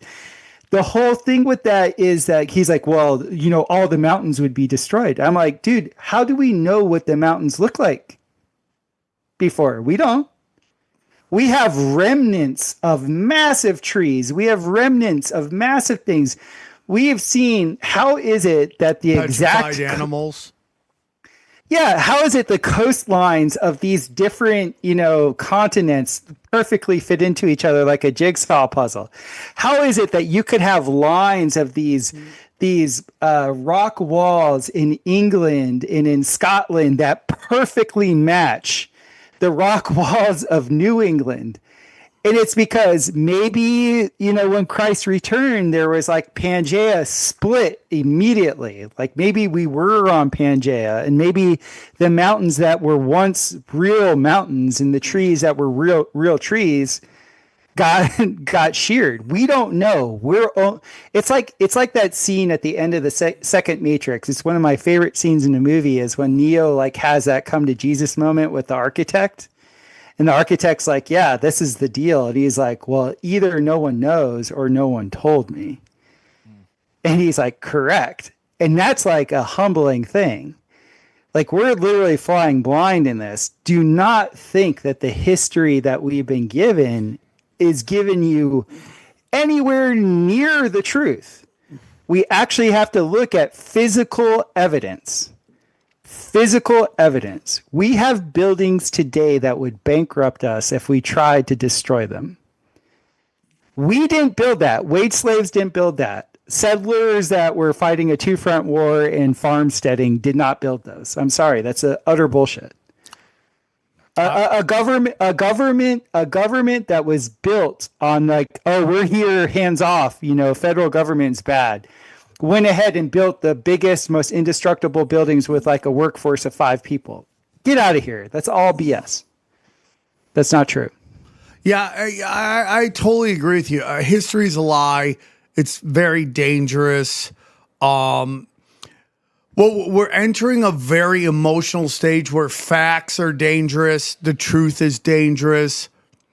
And people don't want to discuss it because feelings matter more than facts. History is a lie. All of it is a lie. All of it is a lie. They've completely created this narrative that allows the people at the top to stay in the top. The people at the top are the heroes. All these controlled ops that are pushed forward in our timelines as these great innovators, these great minds it's all bullshit. They just remix what we already had. And it's crazy. And so my question to you is, as we leave the Kali Yuga, supposedly we're out of it now, I think we hit that point. We're in 2026. What do you think the future holds? Oh, good stuff, man. Like, so you have a white pill view. This Venezuela thing put a little bit of black pill in me, and I said I wouldn't do the show anymore if I totally got black pilled. But what are your thoughts? Get me back into the white pill, please. I think we're living in a pretty easy time. And I think this time is really to see where people are at spiritually, because everything is available everywhere. I've been a lot of places, and like, they might have lied to us in history saying how hard everything used to be. Because I'm telling you, things are not that hard, man. They're just not. They're just an excess of everything. We have like 3 times the amount of roofs than we do people on this planet. Like, I do all this eco consulting for people because people want to absolve their green guilt, like how we started all this stuff. And when they ask me, they're like, yeah, so what's the best way I can build eco? And I'm like, don't build. There's literally there's enough houses. Go find one that's already built. Like, there's so much. There's more empty houses in Los Angeles than there are homeless people. Dude, I lived in Costa Rica for free for 3 years, just house sitting. Because literally everybody would take whatever equity they had in whatever part of the world they were. They would cash out and they would build their little bungalow down there in the forest. But the problem was the forest had a lot of bugs in it. So they needed people to watch their bungalows. And I was more than happy to do that for 3 years. Gig. Dude, you just had to be responsible. I'm responsible. Yeah. And then you have to be willing to live down there, which isn't the best. I have to speak Spanish to live down there? Is there anyone who speaks English? It helps. It helps. I'll start learning Spanish. Unless you're out there with the machete trimming everything, it helps to know a little bit of Spanish. But I did that. That's what I'm saying. Life is not hard. There's been tons of books written about vagabonding where you could just travel the world, and if you're just a semi-responsible person that's not out to F people, you're gonna land on your feet. You just are. So the white pill in all of this, from my perspective, is just get right with yourself. Really get right with yourself. Make sure you're living an authentic life.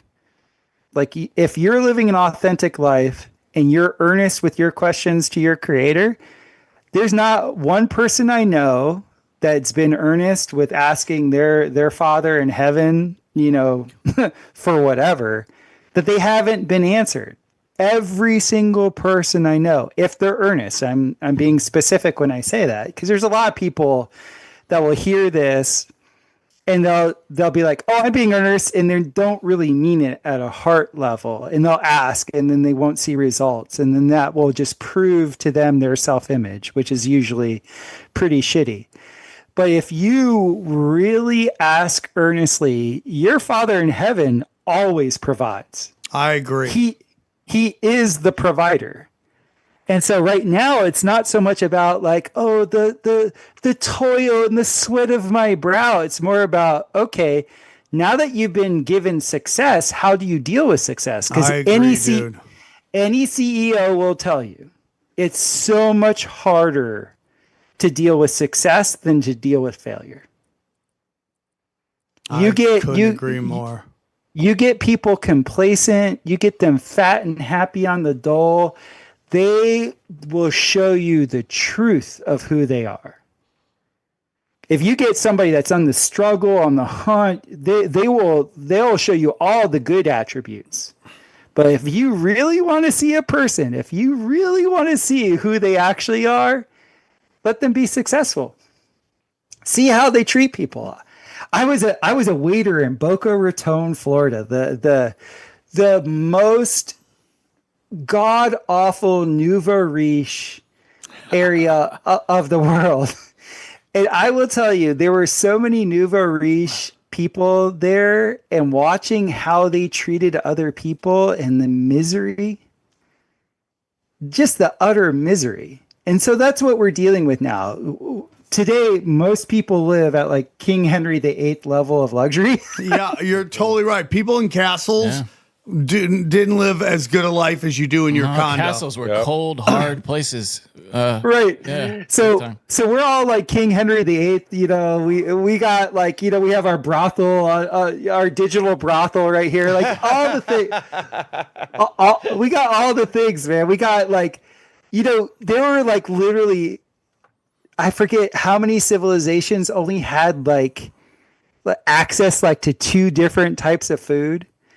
Like, we're having the delivery guy deliver like 18 different types of food. We got like, dude, it's so easy to travel. We are being tested by success. God's going, okay, it's been hard in the past. We're at the end of the cycle. Let's see how good this person tips after they've already succeeded. Let's see how good this group of people, this soul grouping, will do when they have everything. When they're not on the hunt, when they're not on the struggle. And let's see the cream rise to the top. This is so true, dude. I have so many feelings about this. First of all, tax is a penalty for success, right? And welfare is a reward for failure. Right. And you just see how people act when they don't have to work and they can just get money, right? I mean, that's the big problem with socialism. When you especially when you look at this universal basic income, you're like killing drive. If you never have to work for anything, what do you care anymore?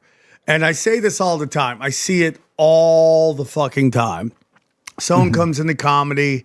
They're good people. They're chill people. They get success. Suddenly they don't talk to anybody that they came up with. They try, I'm going to lose everybody. Female comics do this all the time. All the time. I've only seen one guy do this.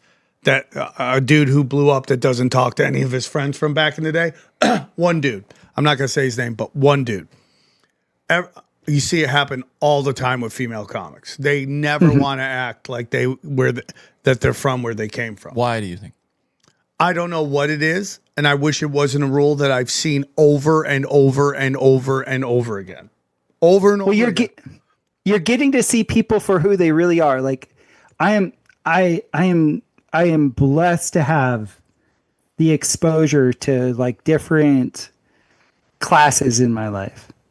So I've had billionaire clients. I say that like there's a lot. I've had 2 billionaire clients that I've known. And then I've literally hung out with the unforgiven, the unwashed in India. So I've been like the most destitute and like the highest. And where you see people, because the truth of the matter is, I think deep down in our humanity, even if we have nothing per se, we can still be human. We'll always have our laughter. Like even if we from a material perspective don't have anything, we still have breath. We're still living. Yes. We're still seeing. Yes. There's still something. Yes. But when you get to the other end of it and you're the mark, because you're the one that everybody's asking money from, and you have your accountants, your lawyers, your management team, you have everybody that just sees you as the money that you have. It's a completely different way of living. Like it brings the worst out in people. And it's just like the most dangerous people are the midwits. They're the people that are smart enough to not know that they're not that smart. Yeah. And I know people have said that in different ways. Like I'm the world's smartest dumb guy. I'm like the tallest midget. See, that's the healthy way to that's the healthy way to say it. But you have people that are just smart enough to not know that they're not the smartest. Those are the most dangerous types because they think they're smarter than everybody. And I love that line from Rounders where he's like, if you're at the table and you don't know who the mark is, you're the mark. Yep. Yeah. That's so funny. Yep. Ooh, that's dude, the way. That's crazy. That's the way the midwits are. The midwits are literally like that. They're like, oh, I know history. I know technology. I know religion. Dude, if you don't think you're the mark, if you can't see the mark at the table, guess what? Then they don't even know what you're referencing, you know? Yeah, I've said this before. People are very arrogant about their ignorance now. They are so certain people, right? No, certainty is what I was saying. Like, I look for certainty. Anybody who's certain about everything, I'm like, okay, dude. Yeah, I'm with you on that, dude. It's like when you introduce, like, let's say we have a guy come on, drop some knowledge, and you make a video out of it, and we put it out. The amount of people that never even knew the topic, have no clue what we're talking about, having a fucking opinion on it right out the gate. Yeah. And it's this idea that anything that upsets their worldview is dangerous and wrong. So they have to rail against it. I'm open-minded to anything. I would tell you I don't know anything for sure. But I go, if you go, what's your feelings? This is my feelings, right? Right. But I don't know anything. Sam, you've said it forever, and I totally agree with you because I told you the term that we used to use with the rich kids down in Costa Rica. We called them trustafarians. Yep, trust fund kids. The trustafarians, right? They're a lot like the midwit. They're so they don't understand what got them to their level of comfort. And this is what I bring this up with young women all the time that I counsel is like, you didn't do anything, like literally everything that's getting you the attention that you are getting, you did nothing for. So you have no idea the level of investment that it would take to keep that up. And it shocks them. I'm like, you're taking credit for everything that God gave you. Where's your humility? Like you literally think you're something for all the gifts that you were given by God. I couldn't agree more, dude. Where are you in this equation? What do you have to offer? And it's very humbling, you know? So like for me, the white pill for everybody is just like, we all have something to offer. Like as long as you find what you can offer and offer in an earnest way, dude, you're taken care of. I agree, dude. I agree. It's like, yeah, you know, we'll end on this. Johnny, did we talk about this on the show already? But one of the people in Mondani's cabinet or whatever, she's talking about how property owning is white white supremacy, and then they found out she owns a house in Tennessee that's worth $1.6 million. And so she's been confronted with that lie, and she's crying now. Like, that's who's in charge. Emotionally retarded rich kids. But I mean, Yeah. obviously she's a retard, which I agree. But did she not think that was going to come out, or does she? No, they're dumb, dude. Yeah, retard. They've Yeah. never ever. They've always been in this bubble of comfort where Yeah. they've only talked to their own, and this is like on World War Debate. What we're running into is like there's a certain side that doesn't want to debate because they don't want to be challenged on their ideas because they tend to be in bubbles and silos and echo chambers where everyone just agrees with what they said. Nobody's fact checking them. If it just sounds like a point we like, we're going to agree with it. And that's what's happening right now. And people can think it's getting worse. I think it's just getting more obvious. And I think it has to get way more obvious for people to really start to wake up. Really start to wake up. Topher, great show, dude. Great show. Do you mind if I plug my biochar? Dude, plug away anything you want to plug. So, guys, another thing that is awesome for everyone is the fact that if you do biochar, the way I should say spell is that for the guy who doesn't speak English? How do you black gold. Go to blackgoldbiochar.com. How do you this spell is my biochar for him?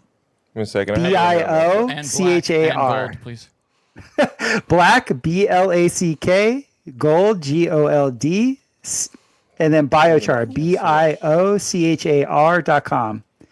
Black Gold Biochar is my most recent offering. I'm giving 15% off to your clients or to your followers, and the whole thing with it is, if you garden, I know it sounds weird. I know you're mostly young men demographic, but if you get your hands in the dirt, you will be a viable human. Like, if there's those of you out there that feel like you have nothing going for you or the world's so hard and all the rest of it, learn a trade. And if you learn how to grow food, even if it's just like a little terrace garden or whatever, you will become so empowered from that sense of empowerment will trickle into all other parts of your life. It's nothing but a benefit. Plus, you get food out of it. Love it. Great show. Awesome, guys. Topher, we love you. Let's break it down. All right, guys. What'd you think of my man, Topher Gardner? He came in hot. He came in hot every time. First one of the year. It was good. Banger out the gate. A little spiritual talk, followed by a little bit of some conspiracy for you. I'm dead serious. If I buy a bunch of land in Texas, if I ever got blessed to do that, I'm going to put little houses and put the baby's mama, boom, and you sit in the back, leave me alone. Yeah, because he makes like little smaller houses for they're good for hurricanes and floods. Which is, you just make a bunch of them. Yeah, we in one moved land. to Texas. I built a bunch of pods in the backyard. We have one for podcasting. And then we just live in a small town. I would love to be underground. Dude, let's see if he can do underground ones too. But do you want, Johnny, I think about this. All these billionaires are building these bunkers to survive something. I'm not going to ask you. I'm going to ask you because I know your answer. Yes, yes. I want to live. Like, No. do you want? No. Dude, I'm watching Fallout. It sucks. Yeah, it would That's suck. a fictional thing. You think it's going to be anything other than Mad Max and Terror Dome? Well, not if you stay in the bunker. Okay, but what? But do you eventually you're going to want to go out, Johnny. You're not going to want to sit indoors all day. You don't There's know going to me. be no Netflix. You don't know me, dude. That's what I'm saying. There's gonna be no Netflix, no internet, so you're gonna be like, well, I'm gonna have DVDs. How many times are you gonna go over the same DVD? Yeah. Oh, let's watch Harry Met Sally again. I've watched Star Trek II: The Wrath of Khan like 100 times. So I'm Really? good. Yeah. have. I've been thinking about going back and watching classics again. Yeah. Taxi Driver. The ones that stand up really stand up, and the ones that don't, I mean, it's Comedies don't stand up. Not a lot of them don't. Yeah. The first Tron is so ridiculous. So dumb. Because they didn't even understand the internet yet, and they were just making shit up as they were going. It makes no sense. And then they tried to do a homoerotic version with Jared Leto, and nobody watched it. Jared Leto is literally box office poison. Like, he keeps getting gigs, and nobody watches his movies. He has to be in a movie with a box office name. Yeah. But it's like, what's his name from George Clooney says like the days of movie stars are dead. Yep. And you can blame nobody but Hollywood. And they probably did on purpose because they don't want to pay anybody to be in movies anymore. You know, your lead year can pay them $5 million, $100 million now. Yeah. Because nobody's going to the movies to watch. Even like Denzel Washington's movies now, he's all old and fat, and you think he's beating people up. Yeah. I heard Steven Seagal now is doing movies where he's fighting people in his chair. Can you name a movie that's in theaters right now? I couldn't. Yeah, Zootopia, because my kids. But I mean, Johnny's a movie guy. Yeah. Same thing with the guys from Conspiracy Social Club. They go to movies all the time. There's only one movie that will get me to the movie theater, and that's Godzilla. That's it. You can go see like the Avengers Doomsday is going to come out next year, December. I would go see that too, but Marvel movies are bad. I mean, I saw Fantastic Four. Well, I think they've realized their mistakes and they're but they still inject shit, dude. Like at the end of Fantastic Four, Mom's Love destroys so Galactica. That ruined the movie for me almost. It's just like, come on, dude. Chicks aren't watching this. No. It's all guys. It's a theater of incels. What do we don't go, Mom's Love, you know? Like, yeah, I love Mom too. We all love our moms. She's not going to be Galacticus because she's got mom power. Galactus. Yeah. Or whatever his name is. Right? No, you're totally right, dude. Yeah, it's stupid. It's just this I watched The Last Frontier, and it started out so good. It didn't end bad. I don't know what that is. It's a show on Netflix, Apple. It's really good. Jason Clarke or whatever. Yeah, he's in Alaska. It's good, but dude, at the end, this chick is just beating up all these guys, and you're like, why? Why do we need this? It was that way, and it was a pretty good show. That show Task on HBO, where it's like a FBI task force trying to track down this guy or these guys that are dealing drugs, basically. Anyway, there's this like maybe 110-pound black chick that just beats the shit out of some people, and I'm just like, come on, man. It's so crazy. The chicks beat up everybody, but when I tell my girlfriend she can't tell a story, she gets pissed and cries. It's so fun. It's like unbelievable. Hey, if you go to samtripoli.com, again, you can see the dates there. We got World War Debate coming up this Saturday night, tomorrow night. Please, if you can't make Atlantic City, you can watch it live. Where can they watch it live? Do you have a YouTube channel? It's going to be on YouTube. It's going to be on Twitter. It's going to be everywhere. I'll make sure everyone knows exactly where they can watch it. It's going to be on Rumble as well. You're going to be able to watch it everywhere and anywhere. We're very excited about it. And it's going to be the first of hopefully many. This thing goes off without a hitch.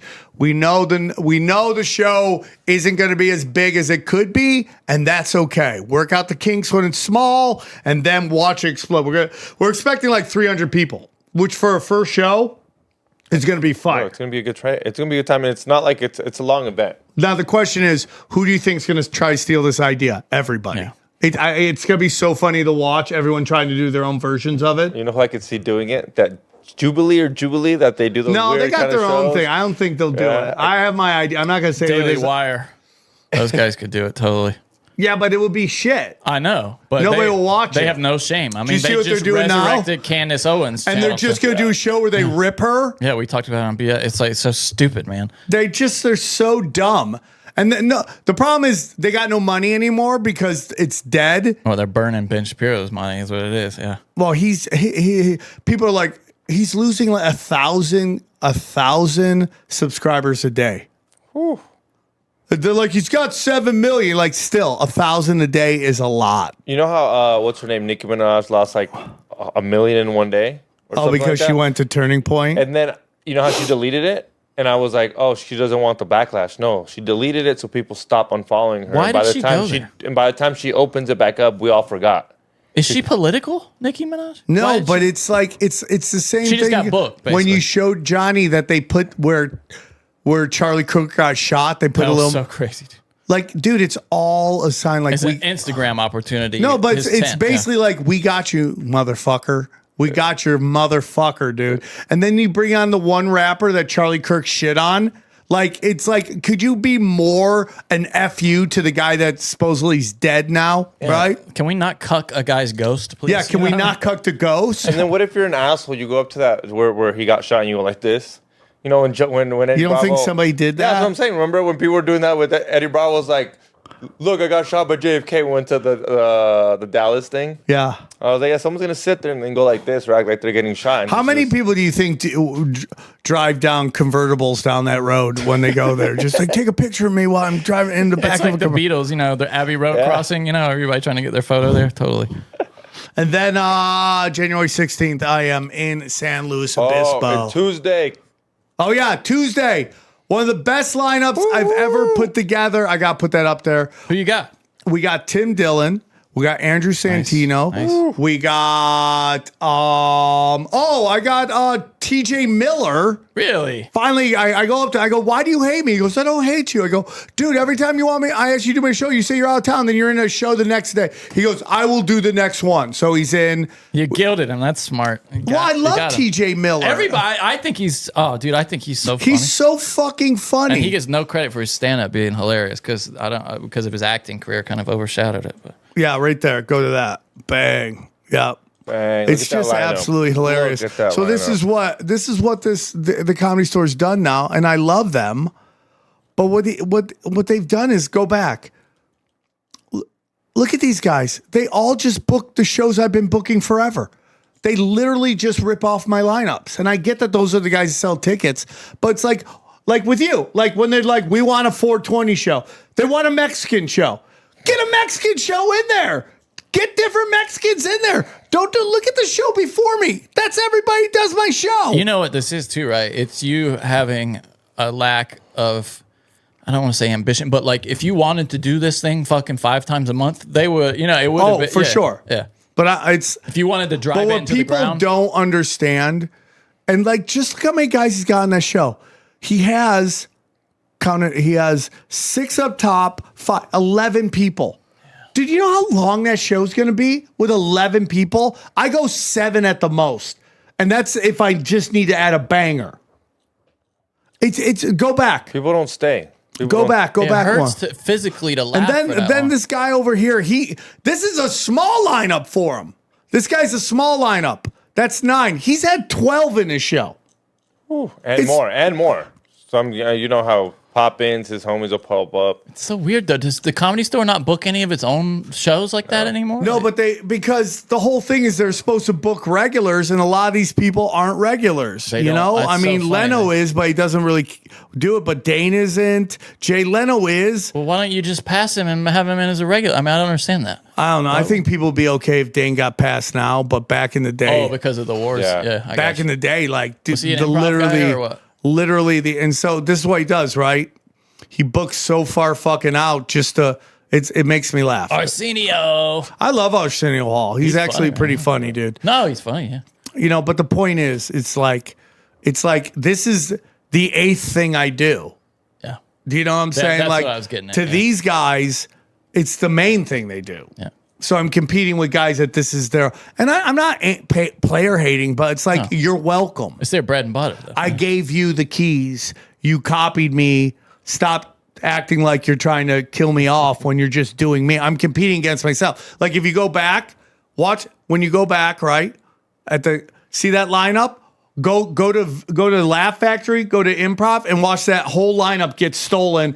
And so I'm not just competing against other shows another night. I'm competing against other comedy clubs doing my lineup. They wait till I get my lineup, and then they just pick it apart. Yeah, and they're like, hey, can you do this show? We already know you're going to be at Sam's show. We'll put you at this time because you're going to go up here. Perfect timing for you to Listen go to me. upstairs.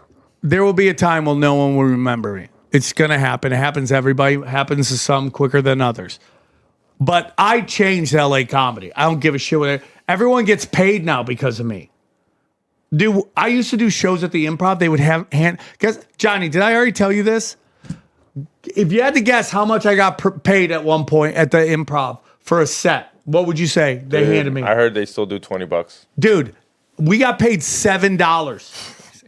$7 for a packed show. That's wild. Now they're giving 100. You know why? Because I changed the pay rate. Dude, to this day. Now, I'll never get the respect for them just doing what I did. Yeah, to this day, you put someone up it was randomly. They performed, it did great. You went up to them, gave them some money, and they were like, Watch really? this, guys. They're like, really? See this girl in my lineup? Her name's Mitzi. She's got 5.1 million followers on Twitter, right? On TikTok. Mitzi, no, go to mine. Right? Go to mine. Click that. Okay, go down. Mitzi Sanderson. Watch when she's in every single show after mine. I mean, it happened with Sarper, dude. Every single show after mine. They call me a gatekeeper. I'm like, no, I just see it first, and then everyone jacks my shit.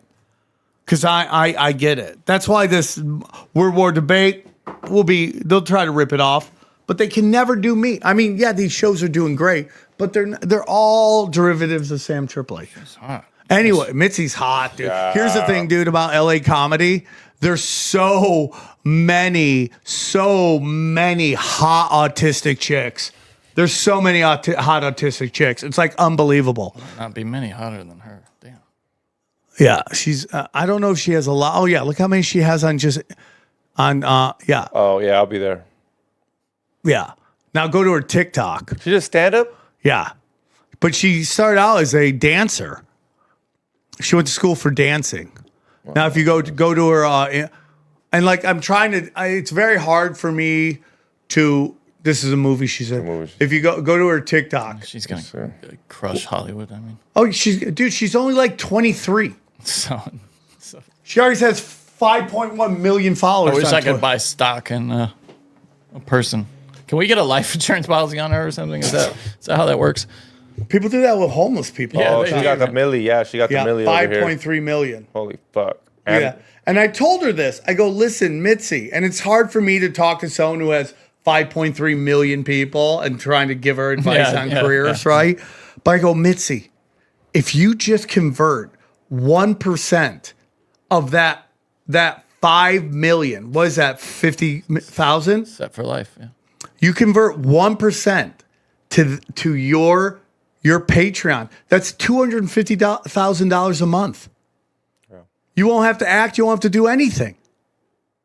Look, go up. Did she add it? She had it. Look at her butt. She had to make her butt pop. Okay, Johnny. Johnny's uncomfortable. She's very funny. She's a good person too. Anyways, so yeah, that's it. Go to samtripoli.com. I know this is going long. Johnny's getting pissed. Premium Johnny, go up. Look at that. That's the amazing moment where I'm in a Raiders jersey, shoving Zins up my butt. Sorry.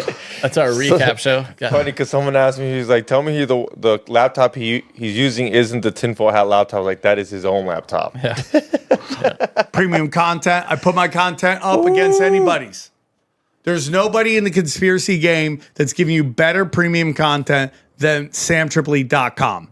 Whether it's my show with Kurt Metzger, the Kurt and Sam Experiment, whatever this is, my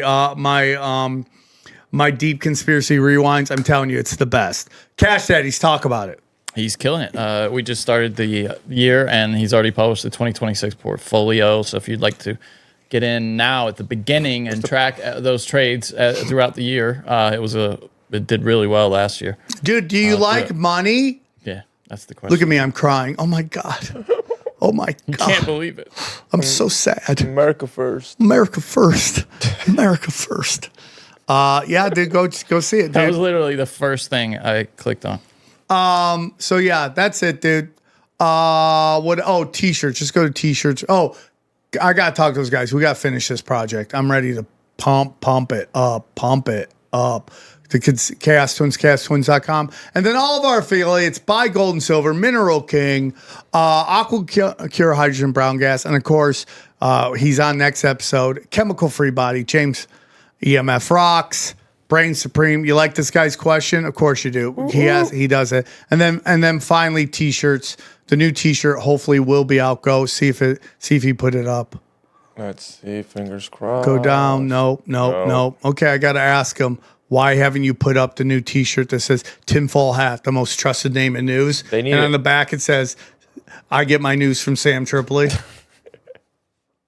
Wood Army, dude. It's strong. Go get it. It's strong. So great show. I mean, it's a great show. That's some deep. What do you think about the pyramid thing, Johnny? You're a big pyramid guy. You're always that fascinates me. Yeah, I mean, I've never heard a satisfactory explanation for what the pyramids are. So that's as likely as anything. But people would love to think it's aliens. They're like, it's got to be aliens, dude. You haven't heard the new theory?